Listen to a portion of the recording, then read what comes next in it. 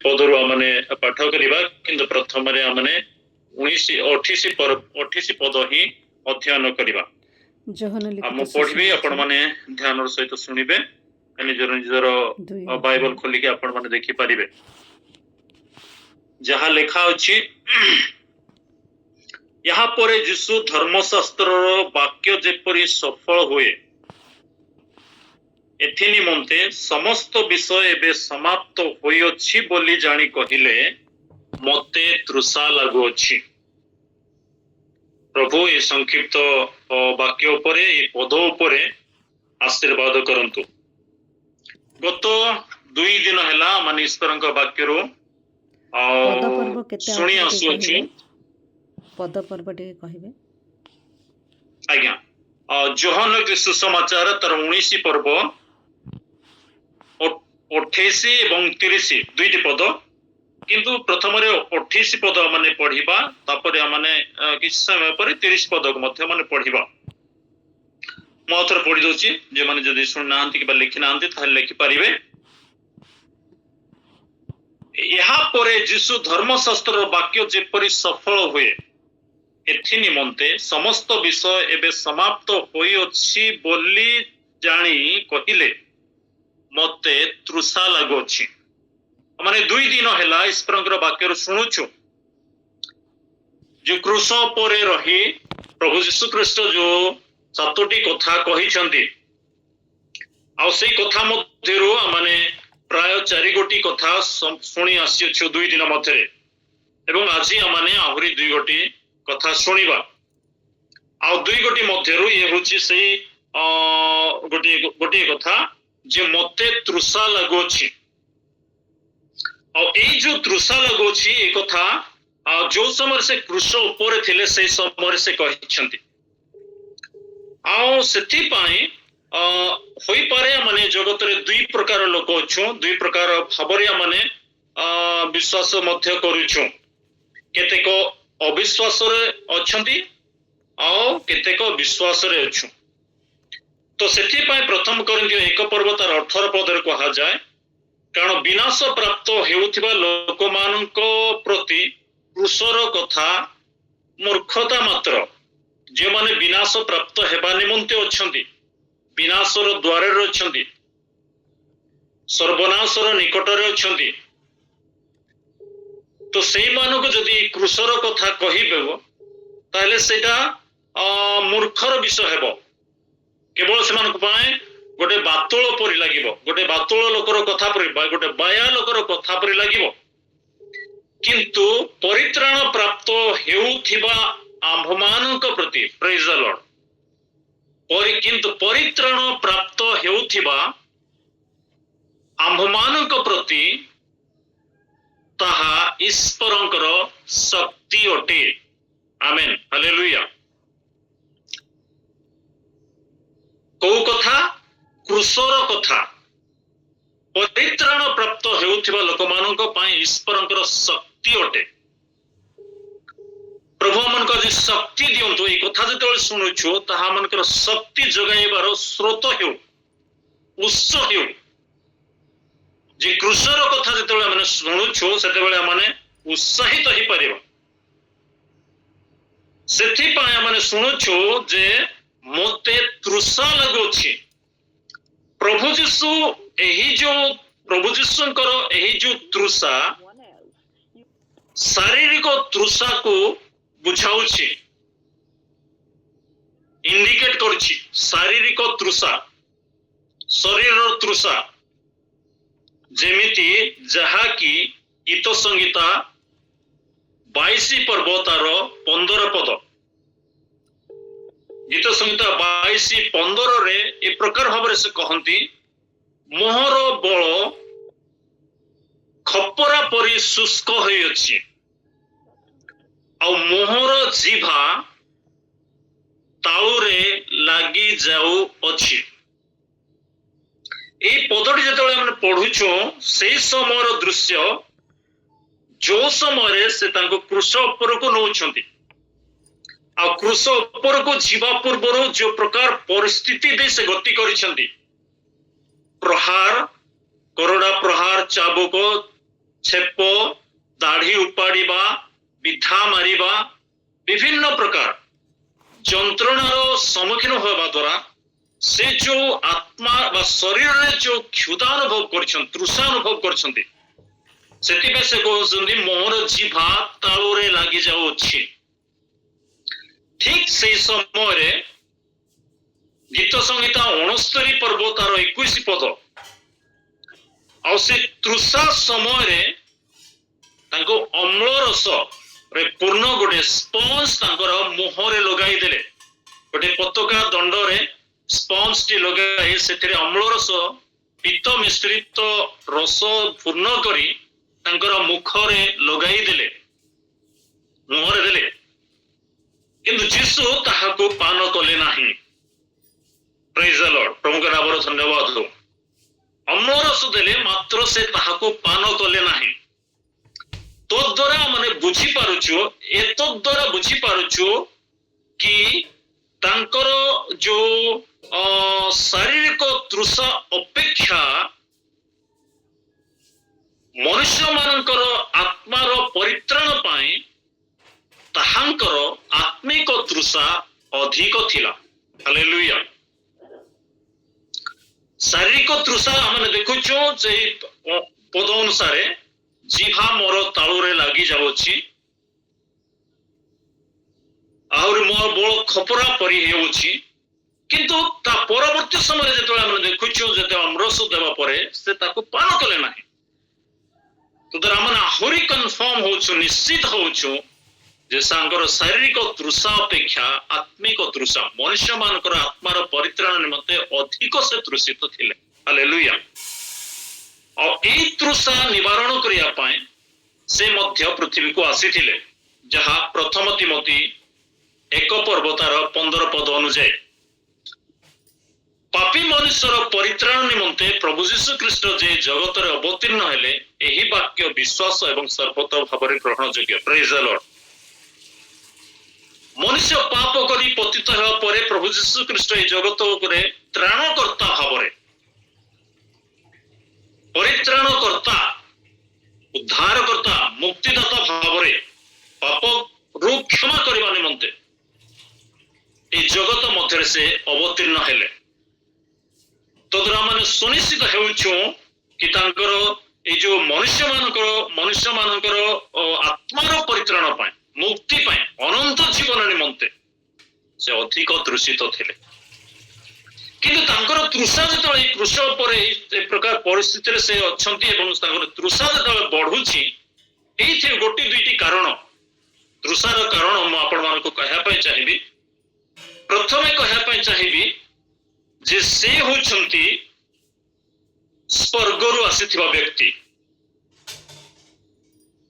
ଯାହା ଯୋହାନ ଲିଖିତ ସୁସମାଚାର 16 ପର୍ବ 5 ପଦରୁ 15 ପଦ ପର୍ଯ୍ୟନ୍ତ ଏବଂ ଅବଶେଷରେ 28 ପଦକୁ ଆମେ ଯେତେବେଳେ ଯିବା ସେତେବେଳେ ଆମେ ବୁଝିପାରିବା। କିନ୍ତୁ 28 ପଦଟି ମୁଁ ପ୍ରଥମରେ କହିବା ପାଇଁ ଚାହିଁବି, ମୁଁ ପିତାଙ୍କ ନିକଟରୁ ଜଗତକୁ ଆସିଅଛି। ଆମେନ୍, ପ୍ରେଜ୍ ଦ ଲର୍ଡ। ପ୍ରଭୁ ଏଇ କଥା ଦର୍ଶାଇବା ପାଇଁ ଚାହୁଁଛନ୍ତି, ତାଙ୍କର କ୍ଷୁଧା ବିଷୟରେ ସେ କହିବା ପାଇଁ ଚାହୁଁଛନ୍ତି କି ମୁଁ ପିତାଙ୍କ ନିକଟରୁ ଏହି ଜଗତକୁ ଆସିଅଛି, ପୁନର୍ବାର ମୁଁ ଜଗତ ପରିତ୍ୟାଗ କରି ପିତାଙ୍କ ନିକଟକୁ ଯିବି, ଯାଉଅଛି। ପ୍ରେଜ୍ ଦ ଲର୍ଡ। ଏଇଟା ତାଙ୍କର କ୍ଷୁଧା, ଶୀଘ୍ର ତାଙ୍କର ନିରୂପିତ କାର୍ଯ୍ୟ, ଯୋଉ ଟାସ୍କ ସେ ନେଇ ଆସିଥିଲେ, ଯୋଉ ସଂକଳ୍ପ ସେ ନେଇ ଆସିଥିଲେ, ସେ ସଂକଳ୍ପକୁ, ସେ ଯୋଜନାକୁ, ସେ କାର୍ଯ୍ୟକୁ, ପିତାଙ୍କର ସମସ୍ତ ଆଜ୍ଞାକୁ ସମାପ୍ତ କରି ସେ ପ୍ରୟାଣ କରିବା ପାଇଁ ଯିବା ପାଇଁ ଚାହୁଁଛନ୍ତି। ଆଉ ସେ କହୁଛନ୍ତି ଯେ ମୁଁ ପିତାଙ୍କ ନିକଟରୁ ଆସିଅଛି, ଆଉ ମୁଁ ପିତାଙ୍କ ନିକଟକୁ ଯିବା ପାଇଁ ଇଚ୍ଛା କରୁଛି।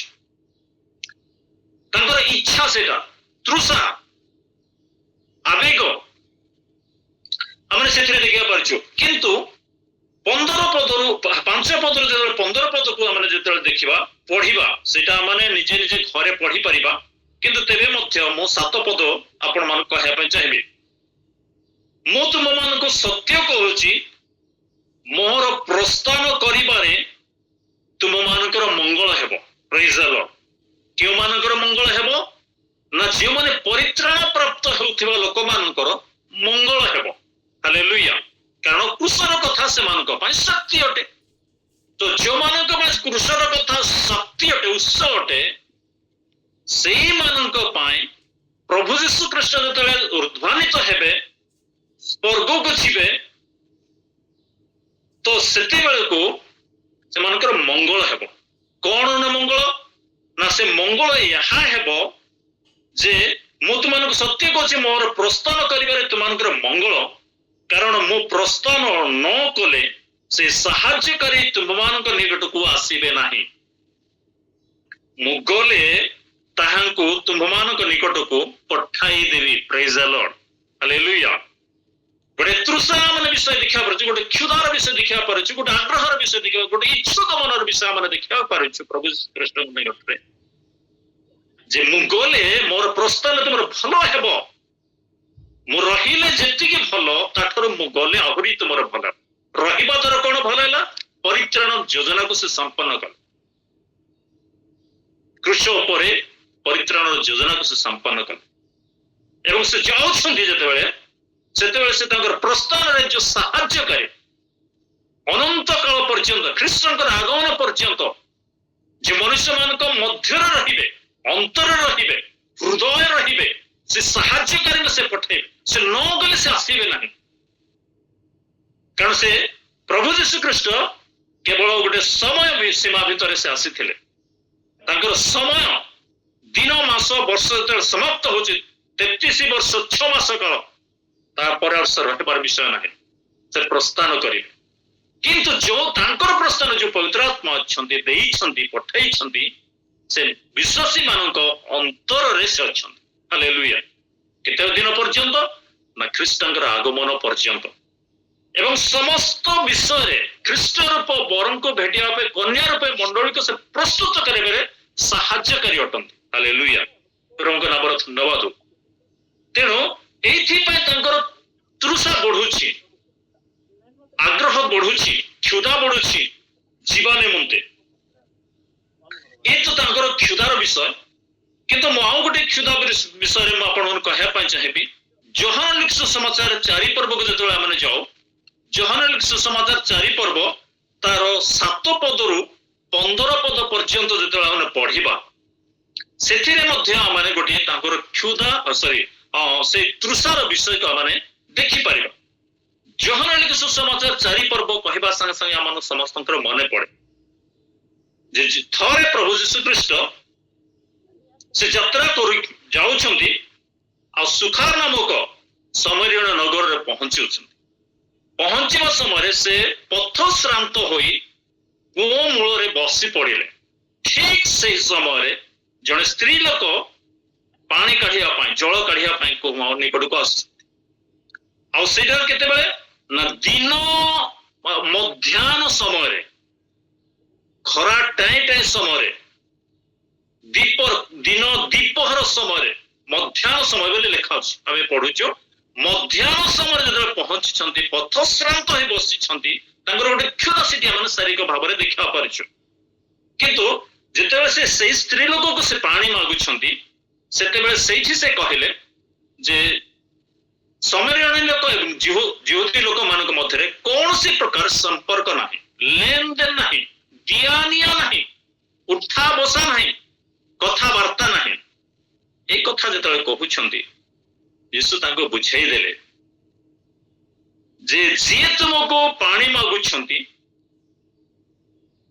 ସେ କିଏ ଯଦି ଜାଣିଥାନ୍ତ, ତାହେଲେ ତୁମେ ତାଙ୍କୁ ଓଲଟ ମାଗିଥାନ୍ତ, ଆଉ ସେ ତୁମକୁ ଯେଉଁ ଜଳ ଦେବେ, ଆଉ ସେଇ ଜଳ ପାନ କରିବା ପରେ ଆଉ କେବେ କ୍ଷୁଧା ହୁଏ ନାହିଁ।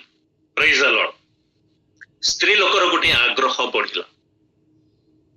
ସେ ବହୁତ ଦୂର ପାଣି ଆଣିବା ପାଇଁ ଦିନ ମଧ୍ୟାହ୍ନ ସମୟରେ ଯାଉଛନ୍ତି, ପାଣିର ଅଭାବ ସେମାନଙ୍କ ପାଖରେ।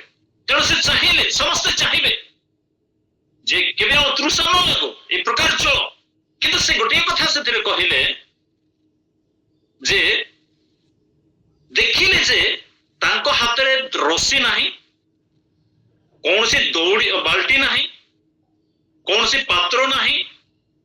ତ ସେଥିପାଇଁ ସେ ଅବାକ୍ ହେଲେ, ଚମତ୍କୃତ ହେଲେ ଏବଂ ପଚାରିଲେ ଯେ ତୁମ ପାଖରେ ତ ରସି ଦୌଡ଼ି ନାହିଁ, ପାଣି କାଢିବା ପାଇଁ ପାତ୍ର ନାହିଁ, କୋଉଠୁ ପାଣି ଦେବ? ଆମକୁ ତ ଯାକୁବଙ୍କ ଦ୍ୱାରା ମାନେ ଏଇ କୂଅଟି ପାଇଛୁ, ଏଥିରୁ ଆମେ ପାଣି ନେଇ ପିଉଛୁ। ଏମିତି କୋଉ କୂଅ ଅଛି ଯୋଉ କୂଅରୁ ଆପଣ ପାଣି ଦେବେ?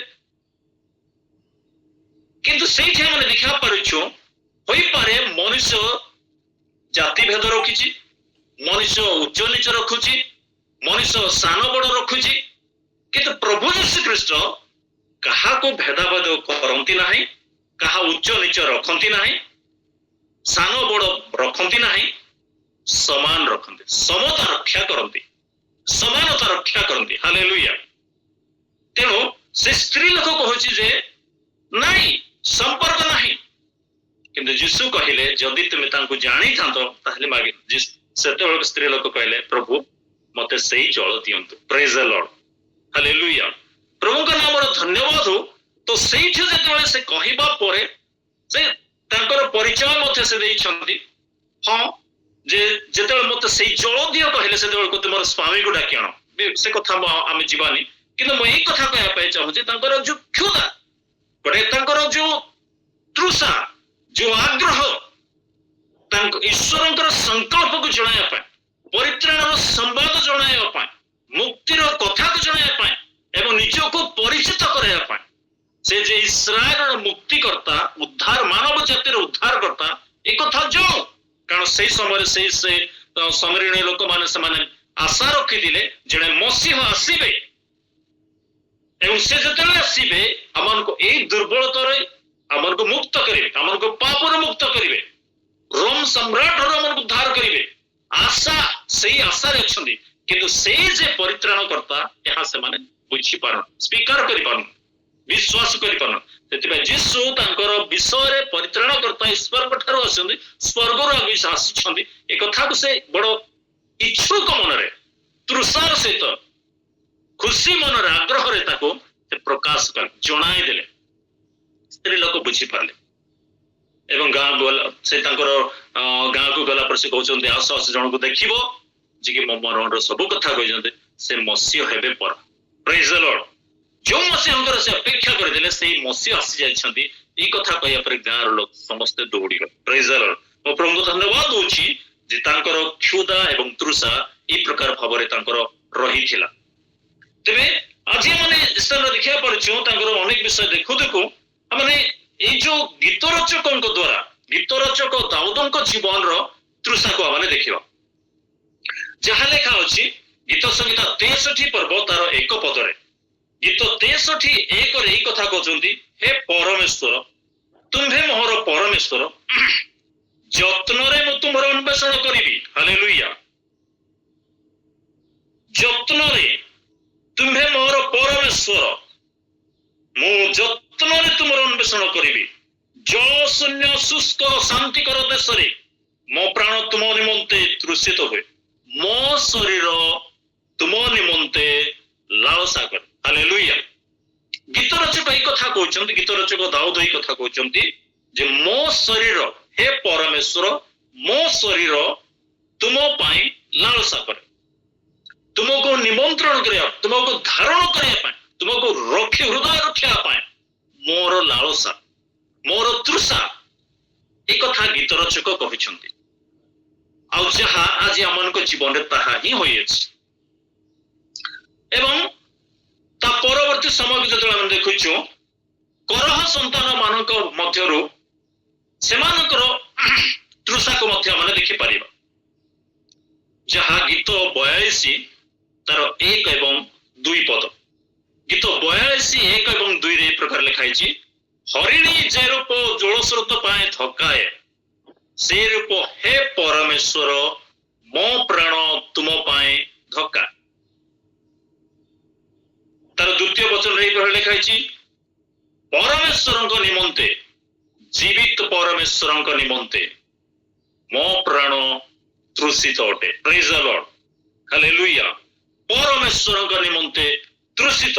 କରହ ସନ୍ତାନ ମାନଙ୍କ ମଧ୍ୟରୁ କେତେକ ଏଇ ପ୍ରକାର ଭାବରେ ସେମାନେ କହୁଛନ୍ତି ନା, ହରିଣୀ ଯେମିତି दिन जाक से जंगल रे डाल पत्र खाए एवं पेट भरिबा परे खाद्य सिना भरीगला कि पानी तार पानी पाए एते से तृषित हुए एवं जल निकट को दौड़े और से समय निजर शत्रु को से देखे नहीं किए जदि शत्रु अच्छी ताको से अनाए नहीं केवल गोटे दिगरे से दौड़े गोटे ध्यान से दौड़े कि से जल निकट को पुष्करणी हो नदी हो नाल हो से झुक से दौड़े आओ ताहा पान कले तृप्ति पाए प्रेज द लॉर्ड तो तद्रूप कर संतान मानक मध्य कथा कहते ना परमेश्वर निमंते जीवित परमेश्वर निमंते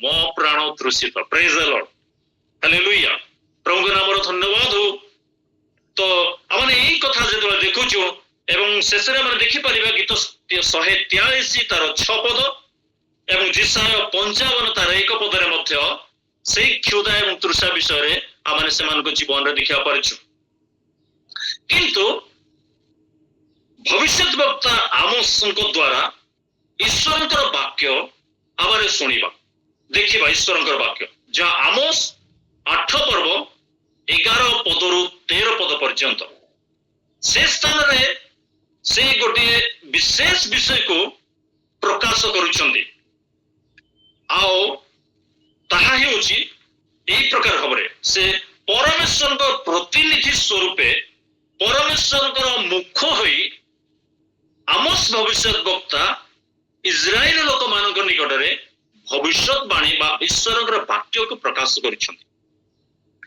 कौन ना एमिति गोटे समय आसुछि जो समय की खाद्य एवं पानी तृषा हेब ना अभाव हेब ना प्रचुर परिमाण रहिब खाद्यर अभाव रहिब ना पानी अभाव रहिब ना किंतु अभाव रहिब ईश्वर वाक्य शुणिबार आपण माने पद पर्व लिखिथिबे आमोस 11 पर्व तार 8 पर्व 11 पदरु 13 पद प्रभु सदा प्रभु कहती देख जो दिन आंभे एही देश को दुर्भिक्ष प्रेरण करबा एपरी दिन आसुछि ता अन्न किबा जल पिपासर दुर्भिक्ष नुहे मात्र सदाप्रभुଙ୍କର वाक्य शुणिबार दुर्भिक्ष हेब लोक माने एक समुद्र रु अन्य समुद्र पर्यंत दौड़िबे से दिन सुंदरी कुमारी गण और युवक माने तृषारे मूर्छापन हेबे गोटे समय आसुछि खाद्य नुहे पीबार नुहे लिक्विड विषय नुहे किबा फ्रूट्स जूस नुहे तार प्रचुरता रहिबो किंतु रहिबो अभाव ईश्वरଙ୍କର वाक्य शुणिबार ईश्वरଙ୍କ वाक्य शुणिबार अभाव रहिबो लोक मान कहूचे एक समुद्र रु अन्य समुद्र पर्यंत हेबे गोटे गाँव आउ गोटे गाँ गोटे देश रु आउ गोटे देश को दौड़े लोक गोटे सहर रु आउ गोटे सहर गोटे परिवार आउ गोटे परिवार गोटे समाज रु आउ गोटे समाज को दौड़े लोक ईश्वर वाक्य शुणा किंतु मिलिब ना कहुची से दिन ए प्रकार अवस्था हेब सुंदरी कुमारी गण रूप यौवन रे सुंदर स्वास्थ्यवान उच्च एवं तागड़ा रहिबे युवक माने मध्य लोक दौड़िबे किंतु से माने तृषारे मूर्छापन हेबे वाक्य शुणिबार गोटे तृषा सेते बेलको किंतु सीधा कौन लेडी गुड़ कहूणी सारी कथा सुजोग चली जावा परे समय चली जावा परे सौभाग्य चली जावा परे समय आसीब किंतु आज प्रभु मन को सुजोग दौरान ए प्रकार सुजोग प्रभु मन को देइछन्ती ए प्रकार सुजोग प्रभु मन को देइछन्ती ए प्रकार सुजोग देइछन्ती जे माने ईश्वरଙ୍କର वाक्य यथेष्ट संचय करिवार समय अछि हालेलुया वाक्यर अभाव न हेबो सेति पय वाक्य संचय करिवार समय भितर अछि जेमति प्रकाशित 21 पर्व तार 6 पद एवं 22 पर्व तार 17 पदरे ए प्रकार कहा जाए प्रभु कहंती जे इच्छा करे से बिना मूल्य जीवनदायक जल पान करू। Praise the Lord. गोटे प्रचुरतार समय अछि जे इच्छा करिवो किंतु से दिन इच्छा करिवे लोक दौड़िबे मिलिबनी, मूर्छापन हेबे, तृषा निवारण हेब नहीं, तृप्ति पाइबे नहीं। किंतु आज सुजोग अछि, सुजोग उपर सुजोग। प्रातकालीन सभारे प्रत्येक दिन प्रभुଙ୍କର विशेष विशेष सेवक गण माध्यम प्रत्येक द्वारा सुजोग दिया जाଉଛି प्रत्येक ईश्वर वाक्य कहवा आ प्रत्येक शुणुछु। Praise the Lord. किंतु शुणिथिबा वाक्य प्रति अधिक मनोयोगी हेबा, शुणिला वाक्य को यथेष्ट रूपे संचय करिबा, कारण वाक्य शुणिबारे आमने अवहेला न करू। हाँ आज सुजोग अछि आमने ताको धरि रखिबा, कारण ए प्रकार भाव आमने देखा पारुछु आज भी जड़े शत्रु रही। से दिन जे प्रकार शत्रु रही शुणा दौन आज गोटे शत्रु जगी। ईश्वर लोक मैंने ईश्वर वाक्य शुणे प्रचुर वाक्य शुणे आशीर्वाद प्राप्त हेबे, किंतु मन रखि से पुरातन समय जे प्रकार गोटे शत्रु जगी रही ईश्वर लोक मानू ईश्वर स्तुतिगान कर लोक मानू हैरान करुला। जमती आईब पुस्तक 1 पर्व तार 5 पद, 2 पर्व तार 1 पदरे आम देखा पारिछु। आउ दिन करे परमेश्वर संतानगण ईश्वर उपस्थित आसते शैतान ही से मध्य उपस्थित। एमती गोटे समय थिला जो समय ईश्वर लोक मैंने ईश्वर संतान मैंने ईश्वर निकट को जाऊे, ईश्वर स्तवगान करने जाते, आराधना करने जाते, स्तुति प्रशंसा करने जाते, प्रभु को गौरव देवाई जाऊा समय शैतान मध्य थाए से विचलित करते एवं अभियोग उपरे अभियोग रखुला।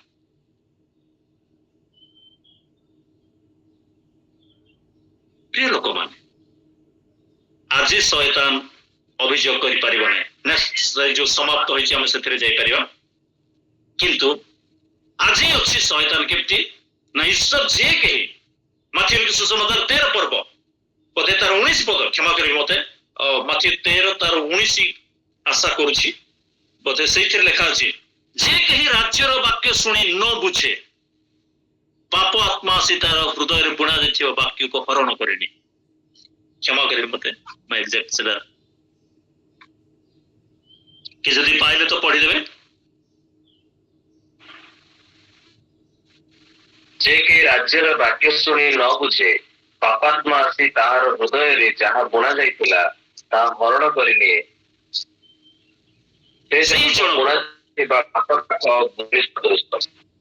हाँ कारण आम तार समाप्ति आड़ जो जीवा तार षष्ठ कृषवाणी जो शुणा से पहुंची पार।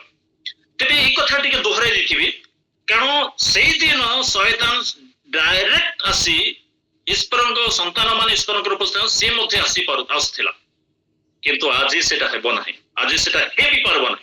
आज एतिक से करिबो जे आसी हृदय रे बुणा जाइथिबा वाक्य को से हरण न बुझिले नै कि पळेबो, छोड़ाई नै जीवो, बुझिले खाली हाथ रे जीवो। तेणु ईश्वर लोक मानकर गोटे सुजोग अछि ईश्वर वाक्य को मैं यथेष्ट संचय कर रखिबा। हालेलुया, प्रभु नाम धन्यवाद हो।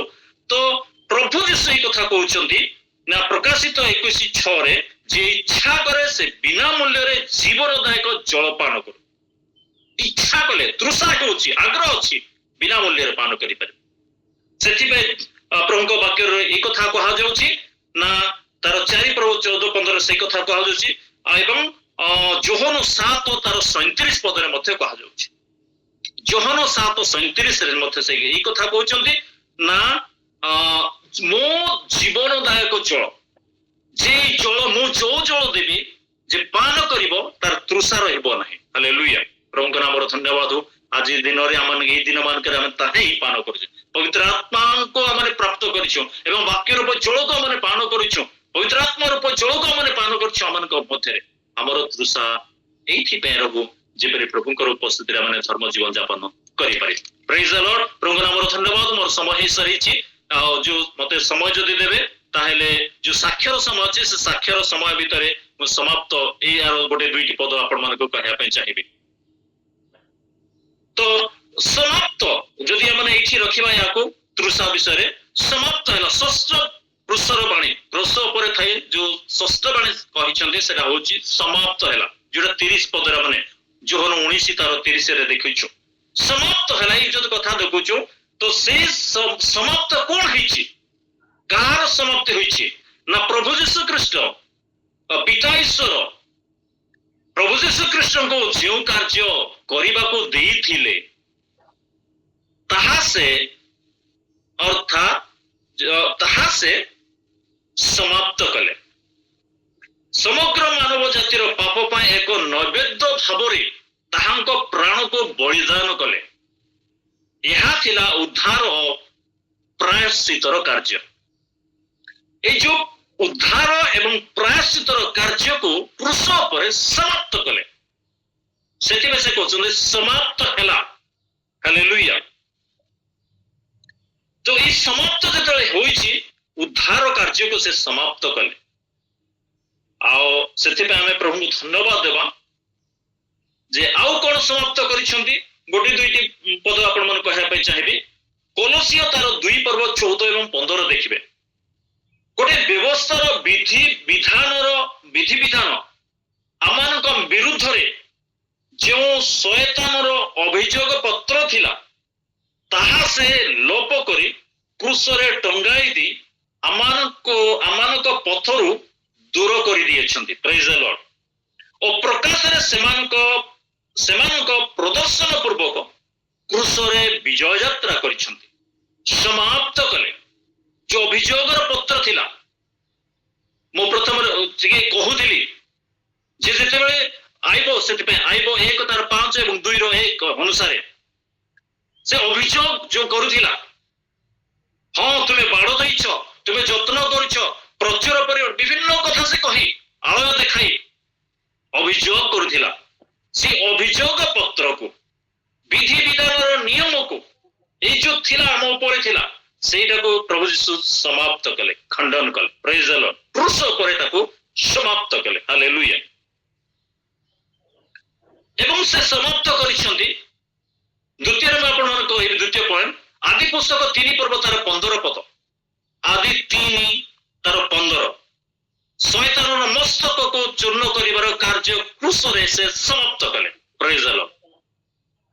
ଶୟତାନର ମସ୍ତକ, ଯେମିତି ସେ 15 ପଦ ଲେଖାଇଛି, ସେ ନାରୀର ଆଉ ତୁମ ମଧ୍ୟରେ ବୈରୀଭାବ ହେବ, ଜନ୍ମ ହେବ ଏବଂ ସେ ତୁମର ମସ୍ତକକୁ ଆଘାତ କରିବ ଏବଂ ତୁମେ ତାର ଗୋଇଠିକୁ ମାରିବ। ତ ଗୋଇଠିକୁ ମାରିବା ପୂର୍ବରୁ ତାର ମସ୍ତକକୁ ସେ କ୍ରୁଶରେ ଚୂର୍ଣ୍ଣ କଲେ। ପ୍ରେଜ୍ ଦ ଲର୍ଡ। ହାଲେଲୁୟା। ପ୍ରଭୁଙ୍କ ନାମର ଧନ୍ୟବାଦ। ସମାପ୍ତ କଲେ, ଖତମ କରିଦେଲେ ତାକୁ। ଏବେ ଟିକେ ଲାଙ୍ଗୁଳ ଦେଖାଉଛି, କିଛି କରିବାର ନାହିଁ।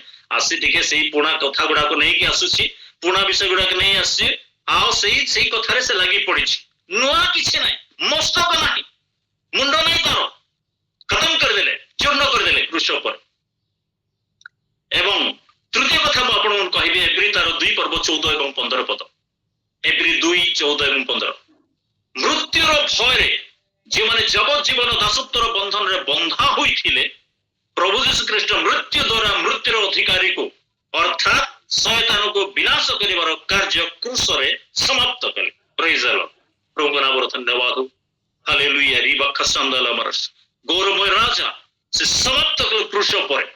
ମୃତ୍ୟୁର ଭୟରେ ଯେଉଁମାନେ ଯାବଜ୍ଜୀବନ ଦାସତ୍ୱର ବନ୍ଧନରେ ବନ୍ଧା ହୋଇ ଜାଗଡ଼ି ହୋଇ ରହିଥିଲେ, ଉଦ୍ଧାର ବାଟ ନାହିଁ, ବନ୍ଧନ ମୁକ୍ତ ହେବାର ରାସ୍ତା ନାହିଁ, ବନ୍ଧନ ଫିଟାଇବାର କାହାର ଅଧିକାର ନାହିଁ, ଏ ପ୍ରକାର ଭାବରେ ସେ ବାନ୍ଧି ରଖିଥିଲା ଦାସତ୍ୱ ବନ୍ଧନରେ।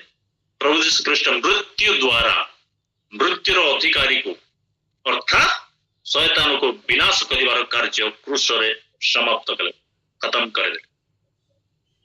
ଚତୁର୍ଥ କଥା ମୁଁ ଆପଣଙ୍କୁ କହିବି, ମାଥ୍ୟୁ ସୁସମାଚାର 27 ପର୍ବ ତାର 51 ପଦ। ମାଥ୍ୟୁ 27:51।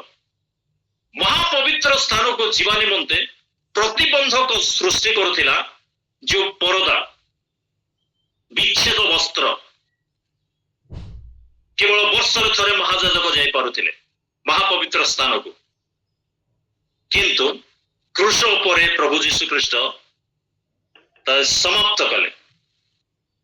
ଉପର ପରଦା ଚିରି ଦିଫାଳ ହେଲା। ହାଲେଲୁୟା।